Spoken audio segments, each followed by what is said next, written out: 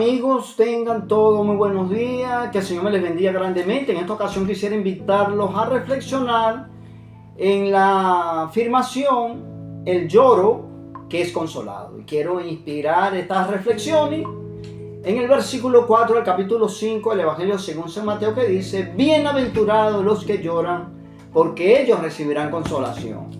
Antes de compartir mis reflexiones, quisiera compartir con vosotros algunos significados de los términos puestos en juego, como por ejemplo la noción de consolación, tomados del diccionario, de diccionarios bíblicos y comentaristas bíblicos.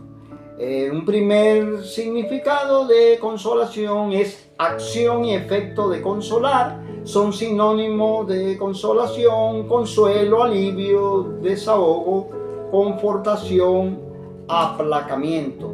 El significado de consolar es aliviar la pena o aflicción de alguien. Un significado en hebreo para consolar, consolación, tiene que ver con respirar profundamente, gemir y sentido de causa o sentido causal, hacer respirar, hacer recuperar el aliento en una situación de dolor o de miedo. Mis queridos amigos, el texto en referencia, el versículo 4 del capítulo 5 del Evangelio de Mateo, surge del contexto donde nuestro Señor Jesucristo describe, enseña sus bienaventuranzas en el famoso mensaje del Sermón del Monte, donde Él explica lo que es la verdadera felicidad. Mis queridos amigos, quiero explicar o quiero referir, retomando el título de este pensamiento, el lloro que es consolado. Me quiero referir a los tipos de lloro, a los tipos de llanto que verdaderamente o que abarcan esta bienaventuranza de nuestro Señor Jesucristo. Bienaventurados los que lloran, porque ellos recibirán consolación. En primer lugar, nos estamos refiriendo al lloro que tiene que ver con la tristeza que produce el pecado. Cuando nosotros pecamos contra Dios, cuando nosotros somos cristianos genuinos, cristianos verdaderos, cristianos de corazón, y tenemos acciones que desagradan a Dios, el Espíritu Santo nos redarguye y eso nos produce una tristeza muy grande, que nos vamos en llanto, que lloramos, nos sentimos impotentes por haber pecado contra el Señor, por haberle desobedecido, nos humillamos delante de Él, le pedimos perdón de corazón.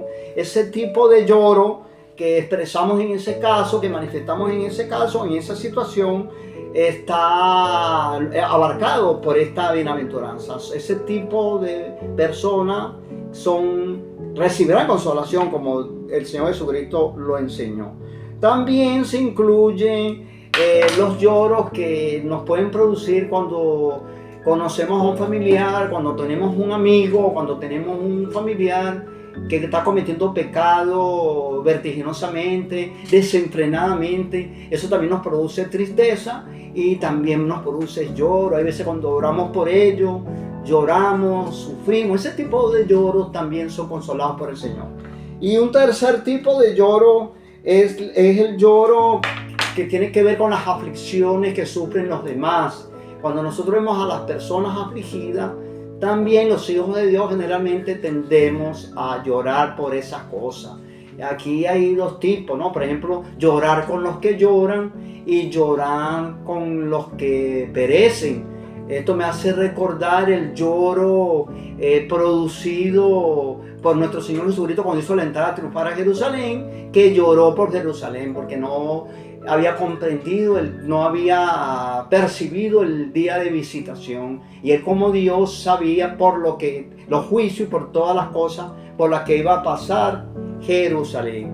Entonces, en ese sentido, mis queridos hermanos, quiero citar dos textos que tienen que ver con este tipo de consolación, y con esto termino. Por ejemplo, en la parábola o en el episodio de el rico y Lázaro, hay un versículo, el versículo 25, capítulo 16, cuando el rico hablaba desde allá donde él se encontraba con Abraham, pero Abraham le dijo: acuérdate que recibiste tus bienes en tu vida y Lázaro también males, pero ahora este es consolado. O sea, Lázaro era consolado y él era atormentado.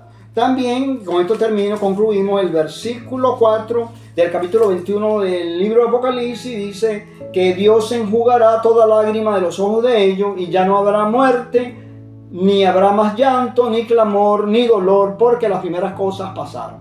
Bueno, muchas gracias, Señor les bendiga, pasen un buen